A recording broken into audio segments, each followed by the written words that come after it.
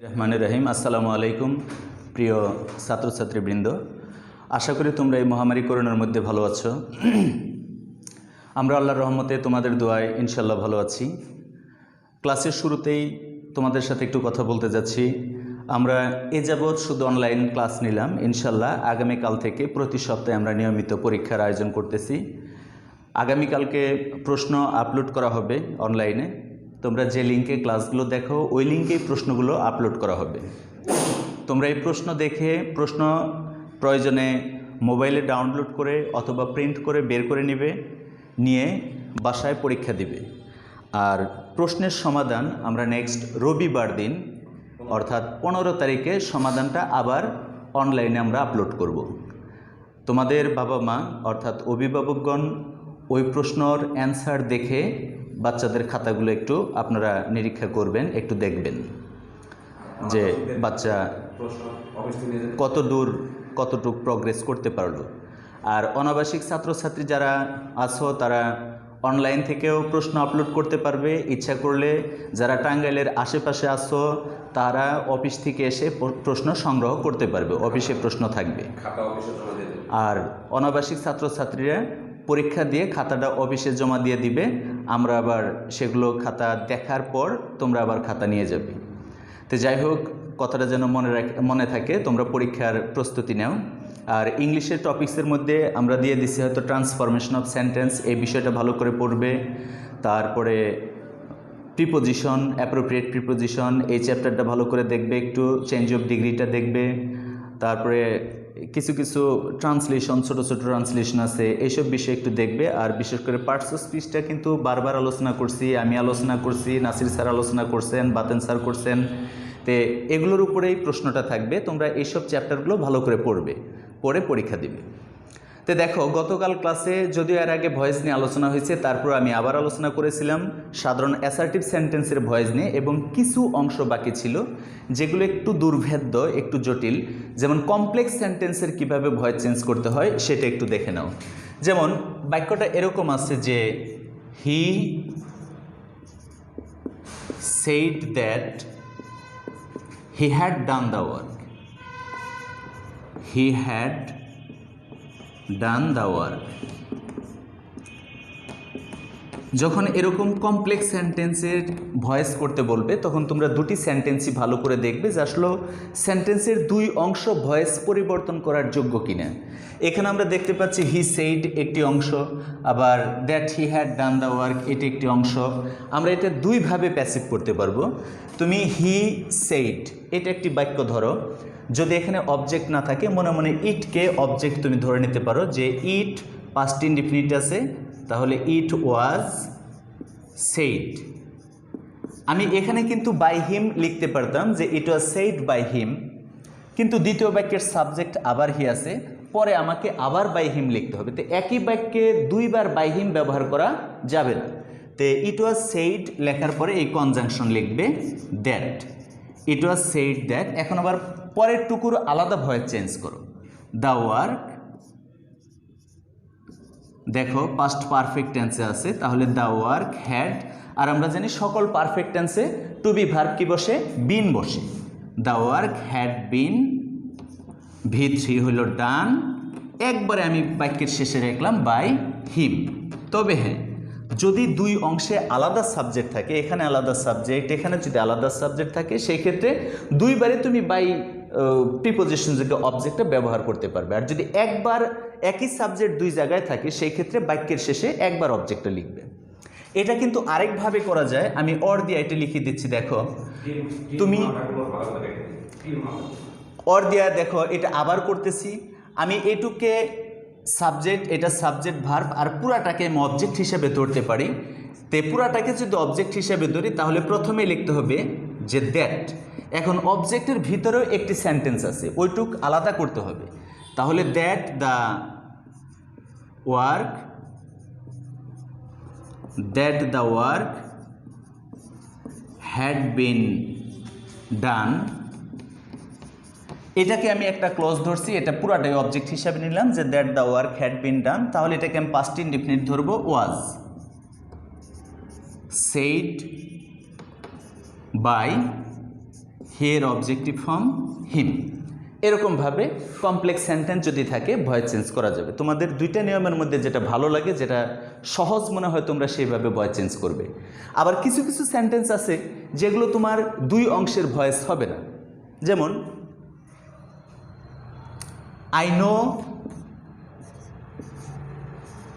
I know that he is a liar. I know that he is a liar. তো এরকম যদি থাকে, দেখো হি ইজ এ লায়ার, এটা আনচেঞ্জেবল, এটাকে ভয়েস চেঞ্জ করা যাবে না। সুতরাং তুমি পুরাটাকে অবজেক্ট ধরতে পারো যে that he is a liar. এইভাবে তুমি ধরতে পারো যে that he is a liar, present indefinite ধরে আবার ইজ লেখো।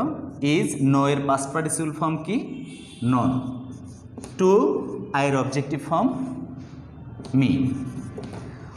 যদি বলো যে না, আমি এইভাবে লিখব যে it is known to me that he is a liar, এটা লিখলে পরেও কিন্তু তোমার ভয়েস কারেক্ট হবে।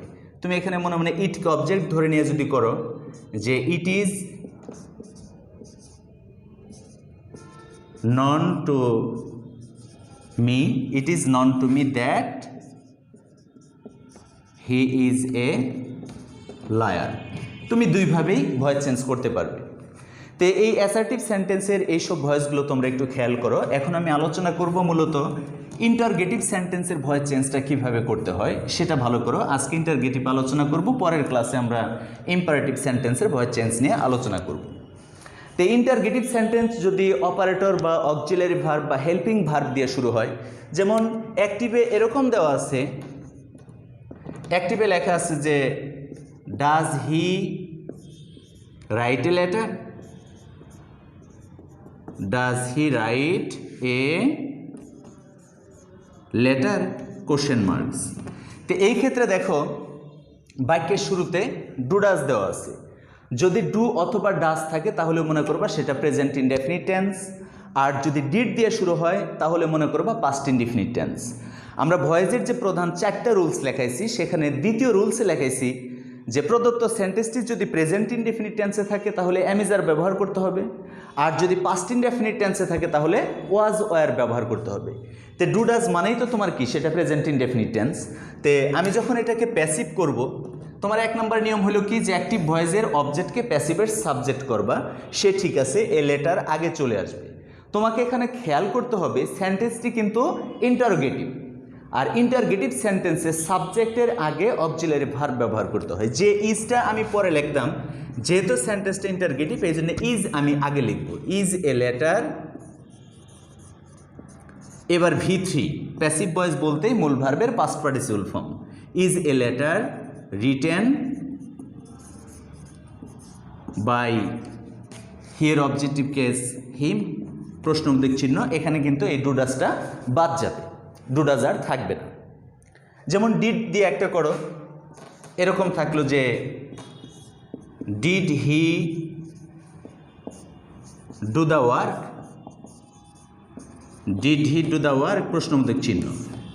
তে আমরা এখানে দেখতে পাচ্ছি যে ডিড আছে, সো বাক্যটা তোমার পাস্ট ইনডেফিনিট টেন্সে আছে, আর পাস্ট ইনডেফিনিট টেন্সে টু বি ভার্ব ওয়াজ অথবা ওয়ার ব্যবহার করতে হয় সাবজেক্ট অনুযায়ী। এইখানে যে সাবজেক্ট বসবে সেই সাবজেক্ট অনুযায়ী ওয়াজ ওয়ার আসবে, আর যেহেতু সেন্টেন্সটি ইন্টারগেটিভ ওয়াজ অথবা ওয়ারটা সাবজেক্টের আগে চলে আসবে। তো এখানে অবজেক্টকে দ্য ওয়ার্ক, এটা আমি আগে লিখতাম, কিন্তু যেহেতু সেন্টেন্সটি ইন্টারগেটিভ তাই ওয়াজটা তোমার আগে চলে আসবে, যে was the work, was the work done by here objective form him, শেষে কোশ্চেন মার্কস।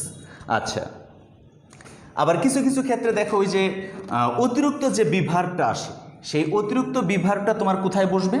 এই অতিরিক্ত বিভার্ব যেটা আসবে সেটা সাবজেক্টের পরে বসবে। যেমন ধরো বাক্যটা এরকম আছে যে হ্যাজ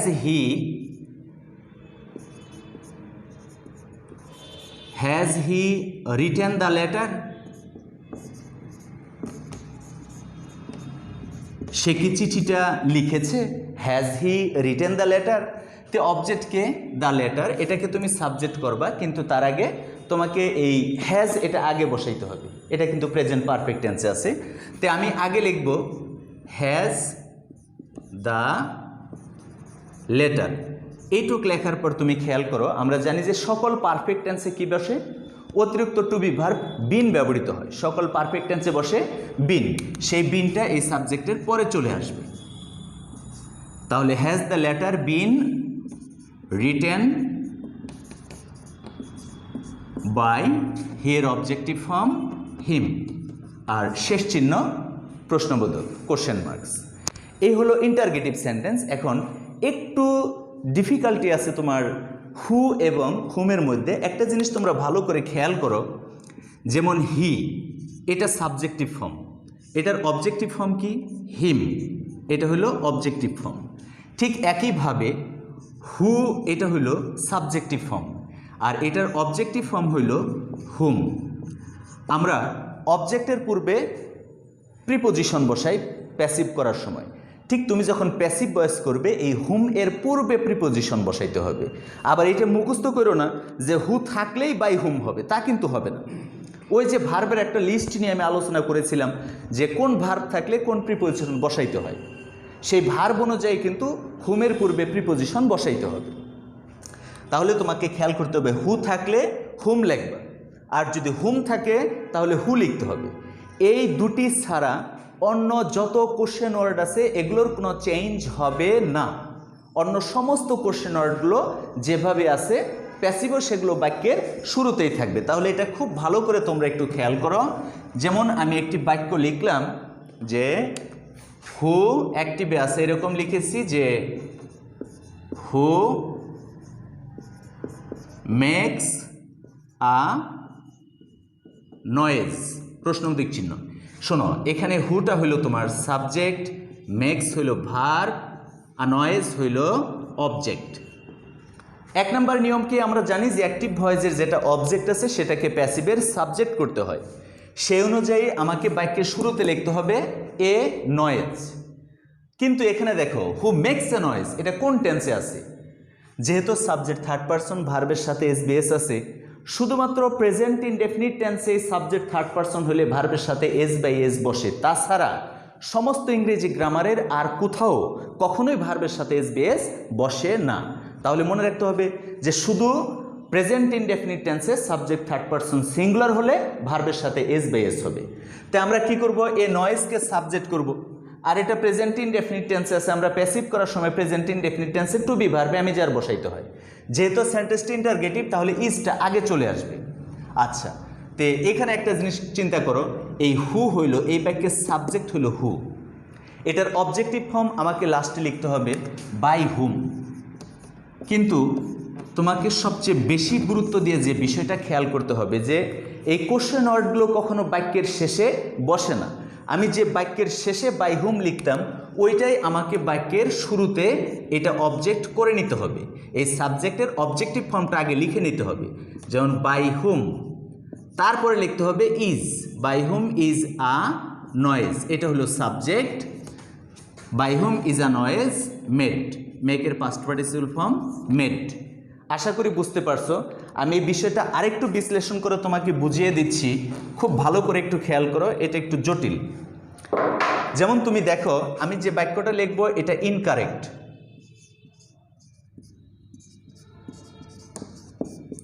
ইনকারেক্ট যেমন আমরা নিয়ম অনুযায়ী করি যে অ্যাক্টিভ ভয়েসের অবজেক্টকে প্যাসিভের সাবজেক্ট করি, তাহলে শুরুতে আমার এ নয়েজ লেখা উচিত, এ নয়েজ এরকম। আর যেহেতু present indefinite tense, present indefinite টেন্সে টু বি ভার্ব বসবে অ্যামিজার। কিন্তু ভেজাল হলো সেন্টেন্সটি কিন্তু ইন্টারগেটিভ, তাহলে ইন্টারগেটিভ সেন্টেন্সে টু বি ভার্বটা সাবজেক্টের আগে চলে আসবে। তাই আমার এইখানে ইজ হবে, ইজ এ নয়েজ, এরপরে made, is a noise made by এই হু এর অবজেক্টিভ ফর্ম হইল হুম। আমার এইভাবে লেখা উচিত ছিল মনে হয়, এইবার তোমরা বুঝতে পেরেছ। বাই হুমটা শেষে বসছে, কিন্তু আমি তোমাদেরকে বাক্যটার দেখো পূর্বে লিখে দিছি ইনকারেক্ট, এটা সঠিক নয়। এই যে সাবজেক্টকে বাই যুগে অবজেক্ট লিখতা, কোশ্চেন ওয়ার্ডগুলো কখনো বাক্যের শেষে বসে না। যেই অবজেক্টটা তোমার বাক্যের শেষে বসতো সেটাকেই আমার শুরুতে লিখতে হবে। তাই কিন্তু আমি প্রথমে বাই হোম লিখছি, তারপরে দেখো ইজ এ নয়েজ মেড, প্রশ্নবোধক চিহ্ন। আশা করি তোমরা বিষয়টা বুঝতে পেরেছো। আবার হুম যদি থাকে, ও আরেকটা বিষয় খেয়াল করো যে হু থাকলেই যে বাই হুম হবে তা কিন্তু না। অ্যাপ্রোপ্রিয়েট প্রিপোজিশন অনুযায়ী অর্থাৎ ভার্ব অনুযায়ী তোমাকে এই প্রিপোজিশনটা বসাইতে হবে। এই বাক্যটা আমি এরকমভাবে দিলাম, who knows him, who knows হিম, কে তাকে চিনে। তাহলে নো ভার্ব থাকলে আমরা জানি টু প্রিপোজিশন বসে, তাহলে এখানে তোমার শুরুতেই লিখতে হবে টু হুম। এখন তুমি যে মুখস্থ করবা যে হু থাকলেই বাই হুম হবে তা কিন্তু হবে না, সেই ভার্বটা খেয়াল করতে হবে যে কোন ভার্ব আসছে সে অনুযায়ী তোমাকে প্রিপোজিশন বসাইতে হবে। তাহলে টু হুম ইজ, হি হইল অবজেক্ট, এটাকে সাবজেক্ট করলাম, আর নো এর পাস্ট পার্টিসিপল ফর্ম হইল নোন, প্রশ্নবোধক চিহ্ন। To whom is he known. আচ্ছা, এখন দেখো তে আমরা হুর বিষয়টা আশা করি বুঝতে পেরেছো। কিন্তু হু না থেকে যদি হুম থাকে, যেমন অ্যাক্টিভ এরকম আছে, whom do you want, whom do you want, তুমি কাকে চাও। একটা জিনিস খেয়াল করো, সবচেয়ে ভালো করে লক্ষ্য করো যে এই বাক্যে অবজেক্টকে, এখানে অবজেক্ট ফাইন্ড আউট করা কিন্তু সো টাফ। এই বাক্যে শোনো, অবজেক্টই হইল তোমার হুম, এইটাই হইল অবজেক্ট। আসলে বাক্যটা এরকম হওয়া উচিত ছিল, আর এই ইউটা হইল তোমার সাবজেক্ট, দুটা অক্সিলারি ভার্ব, আর ওয়ান্ট হইল তোমার প্রিন্সিপাল ভার্ব। তোমার কিন্তু লেখা উচিত ছিল ডু ইউ ওয়ান্ট হুম, তাহলে তুমি সুন্দর করে বুঝতে পারতো যে অবজেক্টটা শেষে যাবে। কিন্তু আমি আগেই বলেছি যে কোশ্চেন ওয়ার্ডগুলো কখনো বাক্যের শেষে বসে না, এই কোশ্চেন ওয়ার্ডগুলো বাক্যের শুরুতে বসাইতে হয়, তাই হুমকে বাক্যের শুরুতে আনতে হয়েছে। এটাকে তুমি যখন প্যাসিভ করবে তখন এটা যেহেতু অবজেক্ট, আমরা জানি যে অ্যাক্টিভ ভয়েসের অবজেক্টকে প্যাসিভের সাবজেক্ট করতে হয়, তাই আমি লিখলাম হু। এখানে আরও খেয়াল করো, এখানে হুমের পূর্বে প্রিপোজিশন বসাইছো, কিন্তু হুর আগে কিন্তু প্রিপোজিশন বসবে না, কারণ হুটা হইল সাবজেক্টিভ ফর্ম আর হুমটা হইল অবজেক্টিভ ফর্ম, তাই ওর পূর্বে প্রিপোজিশন বসছে আর হুর পূর্বে বসবে না। তাহলে হু যে ডুডাজ আছে তাহলে প্রেজেন্ট ইনডিফিনিট টেন্স, তাহলে হু ইজ, ওয়ান্ট হলো মূল ভার্ব, এটা পাস্ট পার্টিসিপল ফর্ম কি wanted, who is wanted by, এখন ইউ এর অবজেক্টিভ ফর্ম ইউ, প্রশ্নবোধক চিহ্ন। আশা করি বুঝতে পারছো। এই এক্সাম্পলটা আবার দেখো আরেকটি সেন্টেন্স দিয়ে, যেমন whom is he, whom is he teaching English, whom is he teaching English.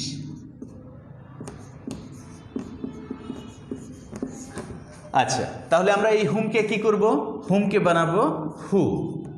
Is, এখন ইজ টিচিং কোন টেন্স আছে, প্রেজেন্ট কন্টিনিউয়াস টেন্সে। আমরা জানি সকল কন্টিনিউয়াস টেন্সে অক্সিলারি ভার্বগুলোর পর অতিরিক্ত কি বসাইতে হয়, বিইং বসাইতে হয়। তাহলে হু ইজ বিইং, টিচের past participle form taught, taught বানান কিন্তু ভেজাল আছে, টি ও ইউ জিএইচটি হবে না, T A U G H T. Whom, who is being taught English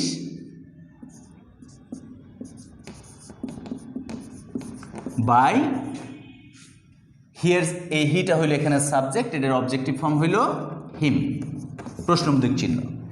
এই দুটির মধ্যে শুধু একটু ঝামেলা আছে, হু এবং হুম। তাহলে হু থাকলে বাই হুম হবে বা টু হুম হবে, প্রিপোজিশন মানে ভার্ব অনুযায়ী বসাইতে হবে, কিন্তু হুম যদি থাকে তার পরিবর্তে হু হবে।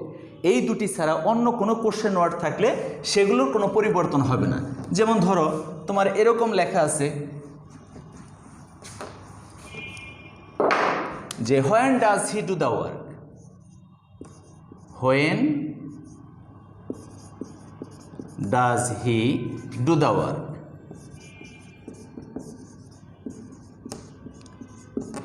এইখানে তোমার ডাব্লিউএইচ ওয়ার্ড কি আছে, হোয়েন আছে, এই হোয়েনের কোনো পরিবর্তন হবে না, পরিবর্তন শুধু হবে হু এবং হুম এর। হোয়েন যেরকম অ্যাক্টিভের শুরুতে আছে, হোয়েন ওই রকম প্যাসিভের শুরুতেই বসিয়ে নিবি, অর্থাৎ হু এবং হুম ব্যতীত অন্য কোনো কোশ্চেন ওয়ার্ড দ্য বাক্য শুরু হলে সেগুলো হুবহু প্যাসিভের শুরুতেই বসাবে। তাহলে হোয়েন, দেখো কোন টেন্সে আছে, প্রেজেন্ট ইনডেফিনিট টেন্সে আছে, যেহেতু ডু ডাজ আছে তাহলে ডু ডাজের পরিবর্তে আমি যার বসাইতে হবে। হোয়েন ইজ এখন অবজেক্ট কারা, the work, when is the work done by, এই হি এর অবজেক্টিভ ফর্ম হইল হিম, প্রশ্নবোধক চিহ্ন। আরেকটা এক্সাম্পল দেখো, তারপরে আজকের মতো ক্লাস শেষ দেই। যেমন what has he done, what has he done, সে কি করেছে। তো তোমরা এখানে কোশ্চেন করতে পারো যে হু এবং হুম ব্যতীত অন্য ডাব্লিউএস ওয়ার্ডগুলো চেঞ্জ হয় না কেন, কারণটা কি? এর একমাত্র কারণ হইল হু আর হুম ব্যতীত অন্য ডাব্লিউএস ওয়ার্ডগুলো পরিবর্তন না হওয়ার কারণ হইল ওগুলোর সাবজেক্টিভ এবং অবজেক্টিভ ফর্ম একই, সো এগুলো পরিবর্তন হয় না। কিন্তু হু হইল সাবজেক্ট, এটার অবজেক্ট হলো হুম, তাই ওই দুইটার পরিবর্তন হবে। তাহলে আমি বাক্যের শুরুতে হোয়াটই লিখব, হোয়াট প্রেজেন্ট পারফেক্ট টেন্স, তাহলে হোয়াট হ্যাজ, আর সকল পারফেক্ট টেন্সে অতিরিক্ত বসে বিন, তারপরে ডু এর past participle form done by, he এর অবজেক্টিভ ফর্ম হিম, শেষে কোশ্চেন মার্কস। তো এই হলো ইন্টারগেটিভ সেন্টেন্সের ভয়েস। নেক্সট ক্লাসে ইনশাল্লাহ আমরা ইম্পারেটিভের সেন্টেন্স ভয়েস নিয়ে আলোচনা করে ওটা শেষ দিব। তো এই পর্যন্ত আজকের মতো থাক। তোমাদেরকে আমি আবারও স্মরণ করিয়ে দিচ্ছি যে আগামীকালকে আমরা অনলাইনে যেখানে তোমরা ক্লাসগুলো দেখতে পাচ্ছ সেই জায়গাতে আমরা আবার একইভাবে কোশ্চেনগুলো আপলোড করব। এই কোশ্চেন তোমরা ইচ্ছা করলে মোবাইলে ডাউনলোড দাও বা প্রিন্ট করে বের করে নাও, নিয়ে তোমরা বাসায় পরীক্ষা দিবে এবং রবিবার দিন অর্থাৎ 15 তারিখ আমরা এই প্রশ্নের সমাধানটা আবার অনলাইনে আপলোড করব। সেই প্রশ্ন দেখে তোমাদের সম্মানিত অভিভাবকগণ যারা আছেন ওনারা খাতা দেখবেন, দেখে নাম্বার করবেন যে কত মার্কস দেওয়া যায়।